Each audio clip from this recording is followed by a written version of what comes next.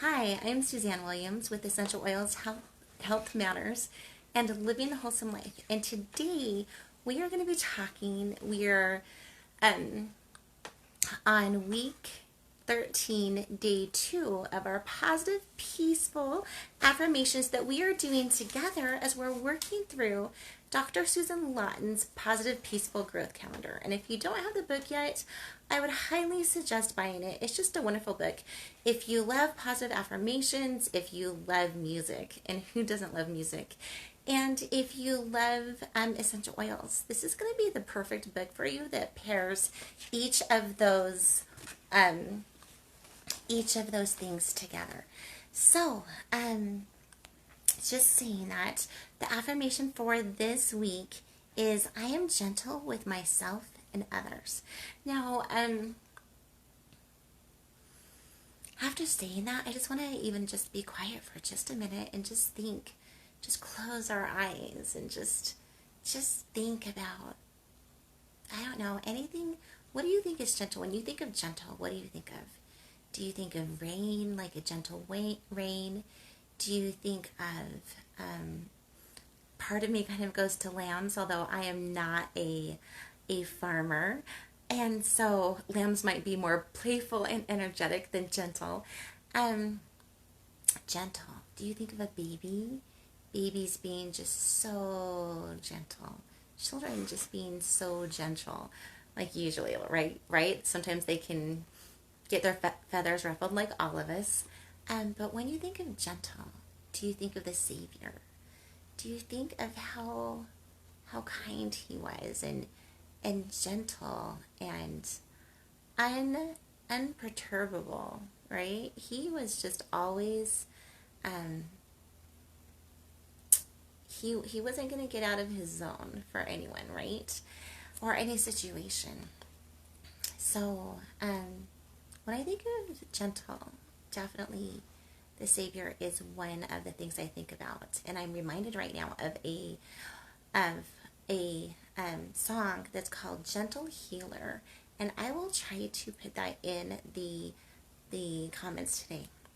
But as you're thinking of being gentle for yourself, I want you this week to pick a song that resonates with you. One of the songs that resonates with me is Michael McLean's, I think it's McLean, maybe it's McLean. Anyway, Michael McLean's Gentle. Just talking about how we don't need to be hard on ourselves, and we don't need to be hard on others.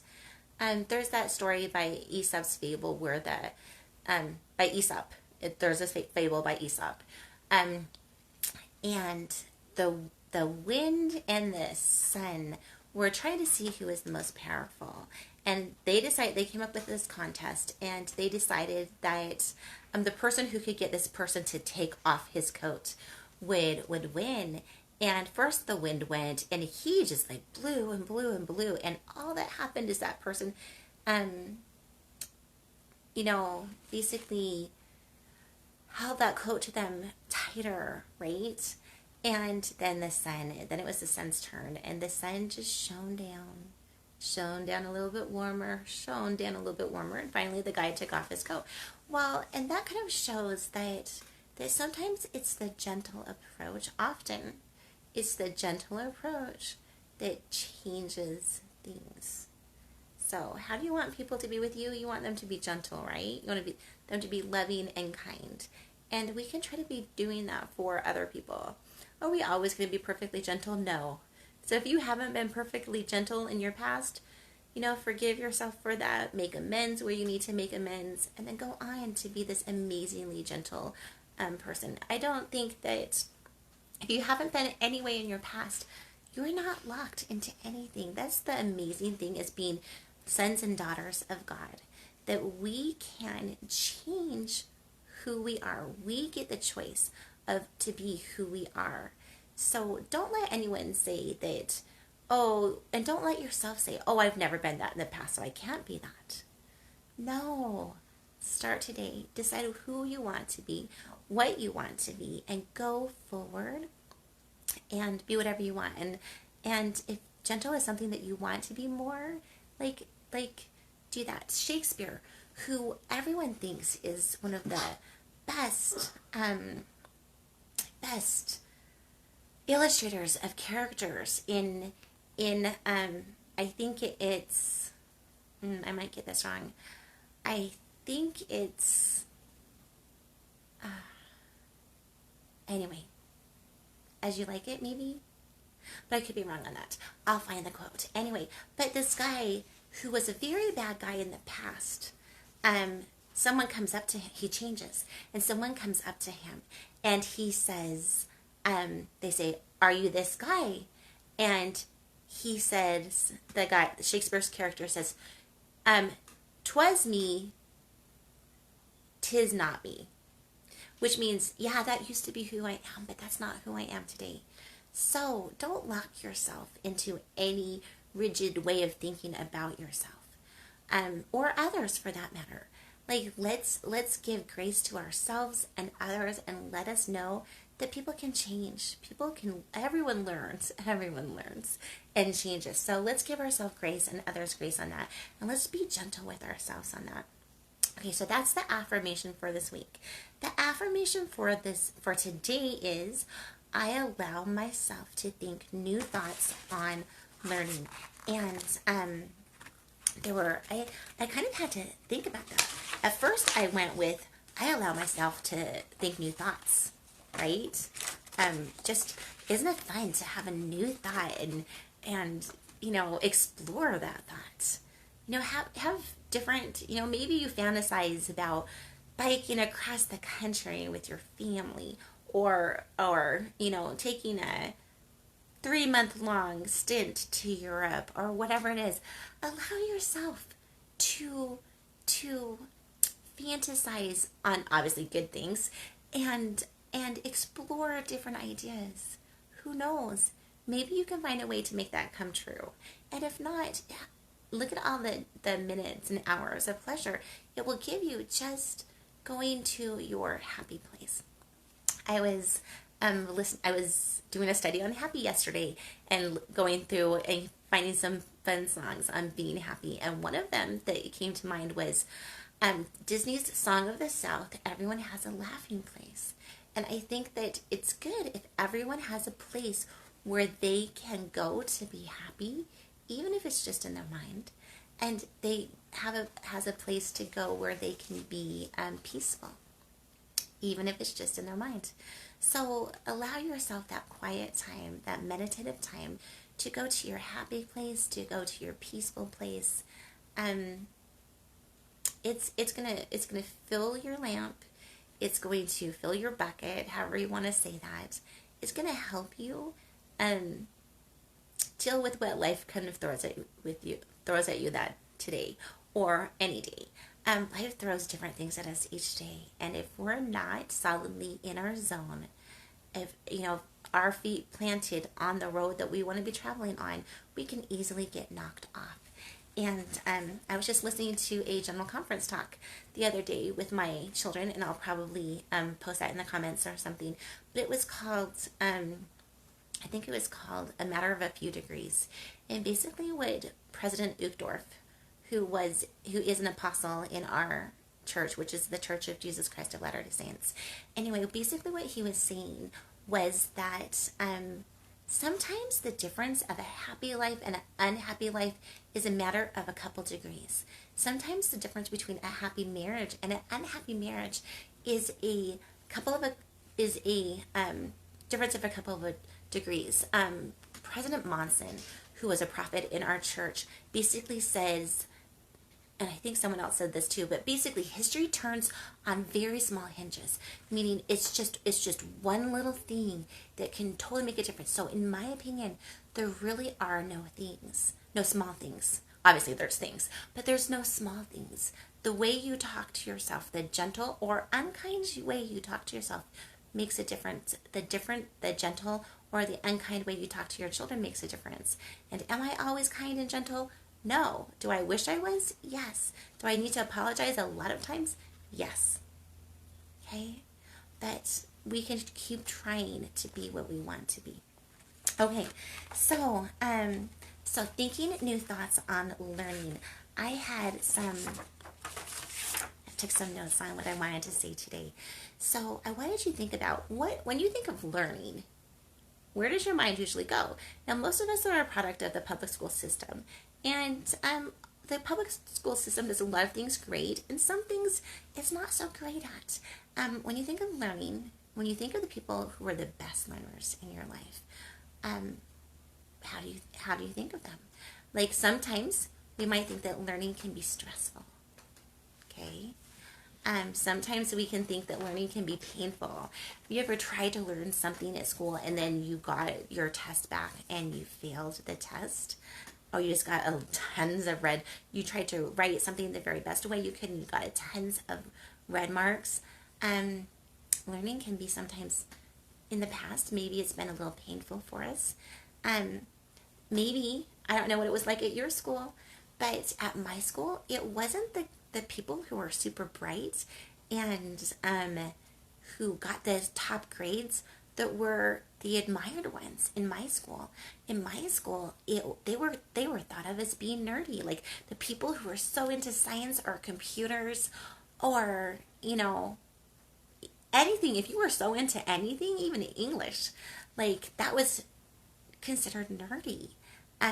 Sorry to say, like, why are we buying into that?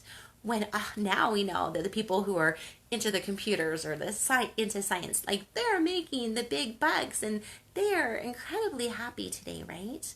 So in my school, it was the people who were super into sports or who had an amazing talent that was the school wanted to promote, right? That were the admired ones. So if you have been deeply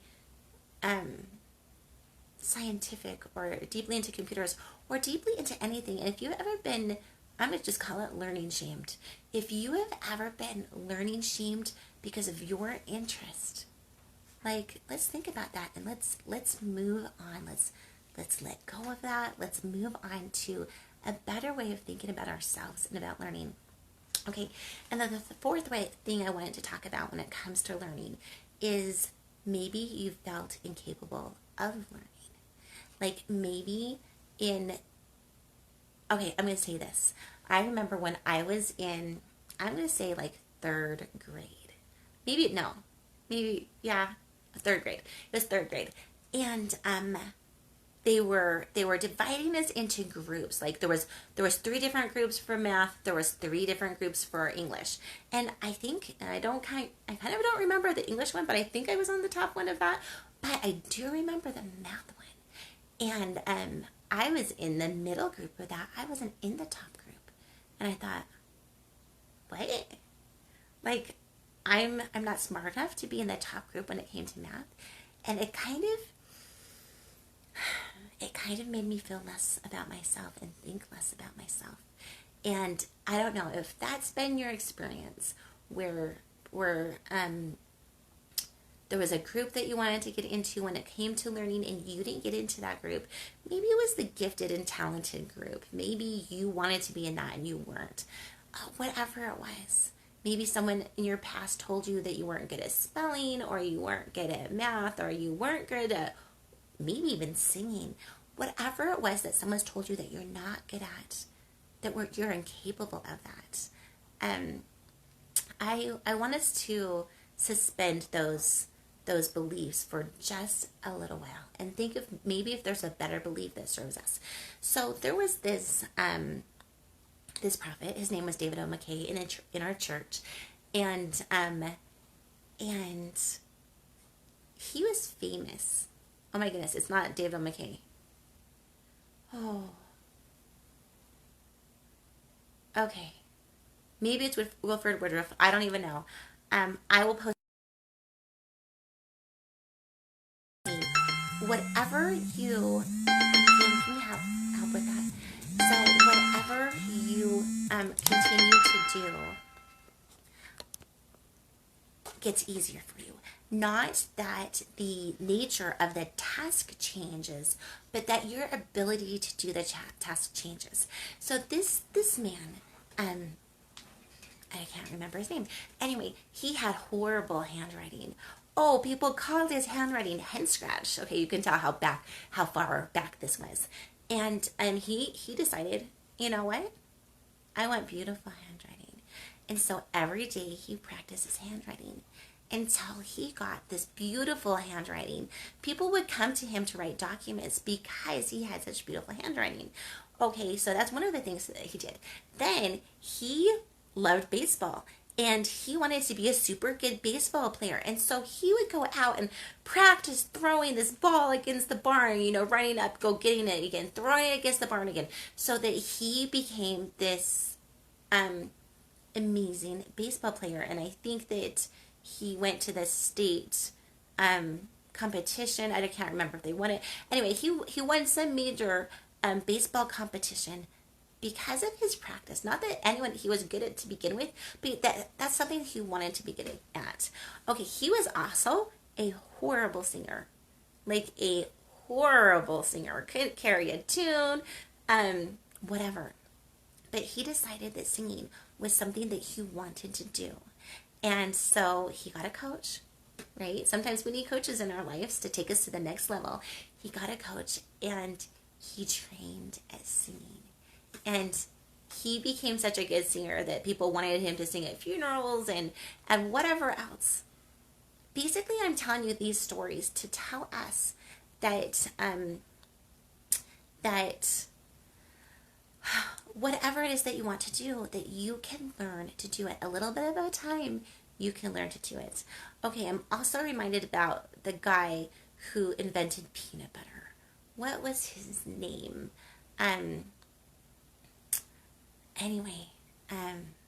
George Washington Carver. I could be wrong on that, but I think his name was George Washington Carver. Anyway, he was a black. He was born into slavery. He was of African descent and had been brought over, or someone in his family had. So anyway, he's now in slavery, and he actually gets sold to this woman who breaks the law and teaches him to read, right? And then she learns about this school that he can go to that is a black school where he can get a better education. And she and her husband give him, now I could be telling this story wrong. This is just how I remember it. So she and her husband give him his freedom, and he walks to this school, and he then learns and does everything that he can to learn. And his philosophy in life was that if someone else can do it, I can do it too. They have a mind, I have a mind. They have hands, I have hands. If someone else can learn to do something, I can learn to do it too. And the guy was incredible, incredibly smart, and incredibly creative. And all I'm saying is, if there's something that you want to learn, you can. Learning does not have to be stressful. You can learn at your own pace. Learning does not have to be painful. You can get the nice people in your life, your coaches in your life, that will encourage you. Learning can be joyful, right? When you have the right teacher.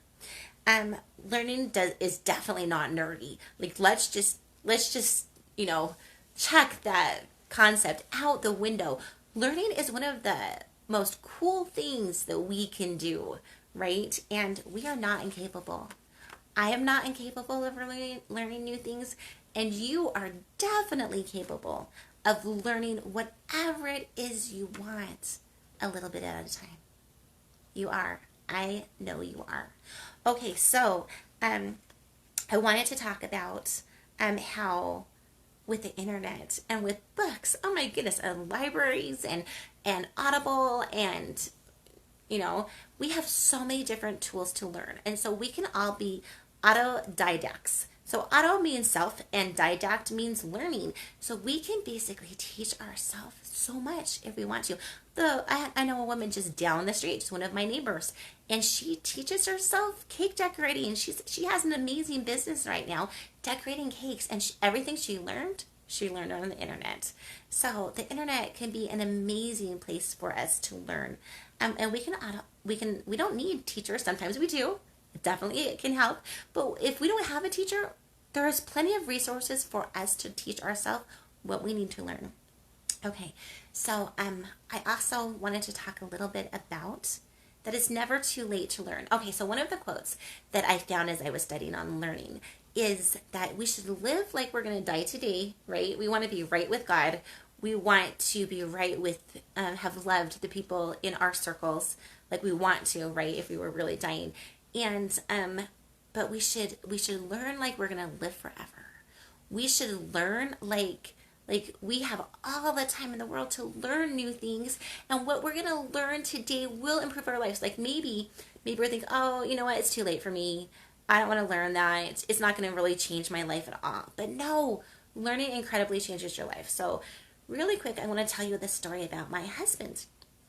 And he had done a lot of different things in his life, but one of his goals, or one of the things that we talked about often, was being an attorney. And we always thought, oh, school would be too expensive. We can't afford school. And so we put it off. We put it off for 20 years. He didn't go to law school until he was 40. We had 8 children at home at the time. And we did the math. He was at a place where he was thinking of a career change. And we did the math and we decided, no, if we go to school now, it will change our life and add to our life. Well, so he went to school, and it was everyone told us how hard it was going to be. Law school was going to be so incredibly hard. I was going to be a law school widow. I was never going to see him. It totally was not like that. Law school was so enjoyable. He made so many friends and loved his classes. So enjoyable to him. Like, it's like a fish finally in the water, right? And I saw him actually more than I saw him when he was working before. So it was like a honeymoon experience of our marriage. It was just a great experience in our marriage. So so if someone is telling you that something is super hard to do, don't buy into that. Like, maybe it is. Maybe it is super hard to do, but maybe it's not. Okay? Maybe it's not. And you're never too late to learn. I know that my husband, going back to college when he was 40, going to law school, and graduating and passing the bar and starting his practice, has blessed our life in too many ways to even begin to tell you. Obviously blessed our life financially, but blessed our lives in so many different ways too. So if there's something that you want to learn, if there's a career change you want to make, don't put that off. Do it. Do it. Think about it and do it. I remember, okay, so our prophet today is Russell M. Nelson, and he was a world-renowned heart surgeon, and practiced here in Utah. And anyway, so another story with that is that when one of China's opera stars, I think, was having some heart difficulty, they asked Russell M. Nelson to come over because he knows Chinese, right? Like, he decided one day that he wanted to learn Chinese, and although he was super busy, he decided to learn Chinese. And so as he was talking to doctors in Chinese, he made friends with China, and when China needed him, he was there. And so what I'm seeing is that no learning is ever wasted. There's a scripture in the Doctrine and Covenants, and it basically says that learning is, the more we learn here, the further ahead we're going to be when we get to heaven. Okay, so whether you're learning to cook better, which is something I need to do, I'm thankful for my husband with his cooking talent. Whether you need to learn algebra better. I thought I would never need algebra, and then I homeschooled 9 children. Do I need to learn algebra? Do I need to know my algebra? Oh yeah, I need to know my algebra, my trigonometry, everything like that. Everything that I've ever learned in my life, I use now. Okay, so whatever you're learning, whatever you're passionate about learning, it's never wasted. Okay, so I really wanted to say that. Now, when it comes to thinking new thoughts on learning, I was listening to this talk on on how we get new thoughts. And basically, one of the things that it said was that it's often like when we're trying to, if we're trying to solve a problem, what a lot of geniuses do is that they dive deep in the problem and they study it and they analyze it and they try to figure it out. And then they go and they do something else. Like, don't just stay. If you're working on a problem, just don't stay there sending more energy, more energy, more energy after this problem. That might not work the best for you. Maybe it will. I'm not saying that it won't work the best for you, but maybe studies or history has shown that it's often when we're doing something else that the wisdom comes to us. So when people were asked, like 70% of people felt like they got their best ideas when they were in the shower. 70%. Okay, so that just is another reason why you don't want to skip your shower, because it might give you the very idea that you need to take yourself to the next level. Okay? So followed by taking a shower, getting ideas in that shower. Other people felt like they got super good ideas driving or vacuuming or washing dishes. Basically any menial task where your brain is not just super engaged on something and it's kind of your brain is kind of let loose to kind of free flow. That's kind of where your ideas come in. I know that I get a lot of my ideas when I'm sitting in church and I'm listening and my brain kind of wanders a little bit, and then I get an idea that I feel like is exactly for me.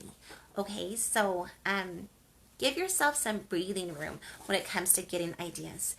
Another thing that they talked about on getting ideas was napping. I am a napper. And I have to say that sometimes I have been napping shamed in my life. Like, I can't believe you're taking a nap, or you don't get as much done when you take a nap. But they actually did studies on astronauts, and they found that when astronauts took a 20-minute nap, their cognitive abilities went up by 34%. Okay, so just wanted to say that to all you napping shamers, that napping is actually really good for you and it renews you. So if you're tired, give yourself the chance to sleep. I know in America, napping can be super looked down on, whereas in a lot of the Latin cultures, napping is something that is looked up on. It's seen as something vital.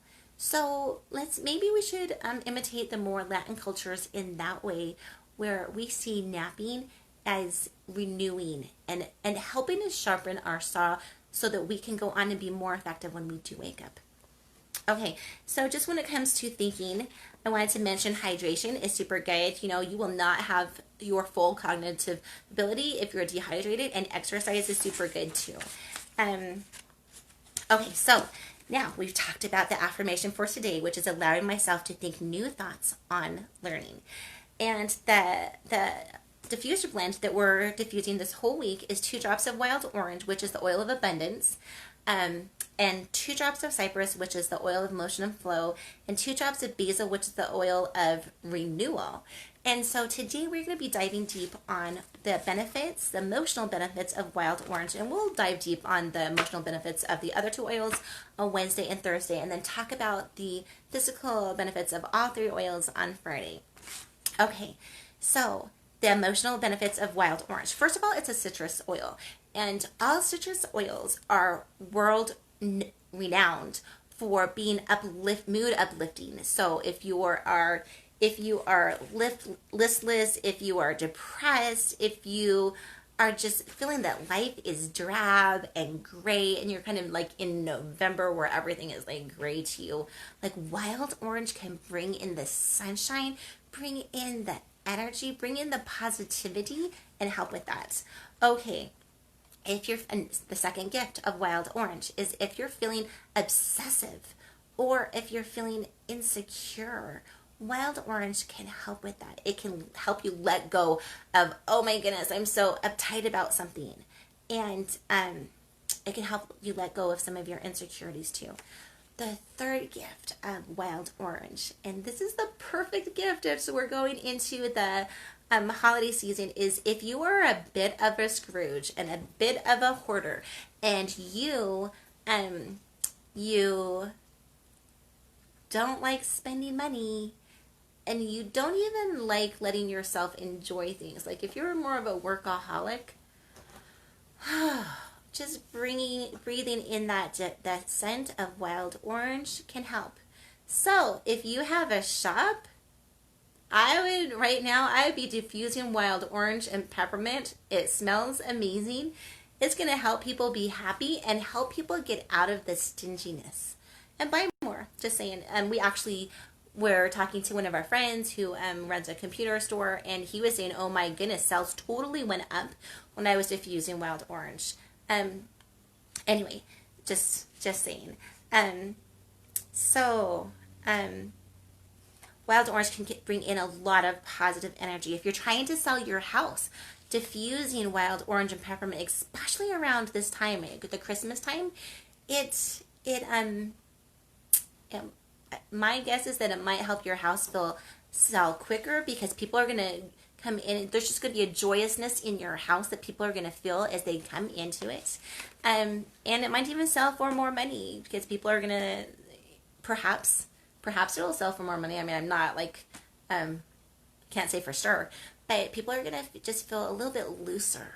Just a little bit, like, think California. Like, you're just going to feel a little bit looser with wild orange going on. Okay, not that I've ever lived in California. I just, like, Beach Boys is what I think of when I think of California. And they definitely were, relaxed and chill. Okay, so, what does wild orange blend well with? Wild orange blends super well with anything. Like, do you know those super happy people in your life, and you just like everyone loves them to be around? Can you give me some water again? So everyone loves them to be around, and because they're so happy. Well, wild orange is kind of a essential oil that kind of plays that way. So if you're trying to put together a blend where you want to, sleep better or just feel relaxed, blending